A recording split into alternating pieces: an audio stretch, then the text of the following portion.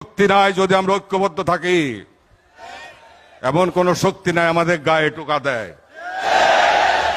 কোথাও বা কি মানবাধিকার, আবার ইসরায়েল গোলামাইরা আজকে 70 বছর ধরে নিরীহ গাজাবাসী ফিলিস্তিনিদের মারতেছে, সেই ব্যাপারে কিন্তু কোনো দোষ নাই, সেই ব্যাপারে একটি কথাও নাই। এই হচ্ছে এদের দ্বৈত নীতি, দ্বিমুখী নীতি, দেশের স্বার্থে কোনো বিনিময় না। আমাদের বিনিময় লাগবে না, আমরা স্বাবলম্বী। আমাদের ক্ষমতারও প্রয়োজন নাই, আমাদের অর্থেরও প্রয়োজন নাই। গরিব দুঃখী মানুষ মিলিয়ে আমরা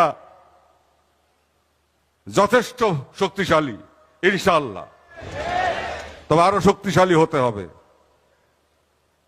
এই সরকারের পরে যেই সরকার আসবে, আল্লাহ পাকের কাছে দরখাস্ত করি সেই সরকার যেন জাকের পার্টি সরকার হয়।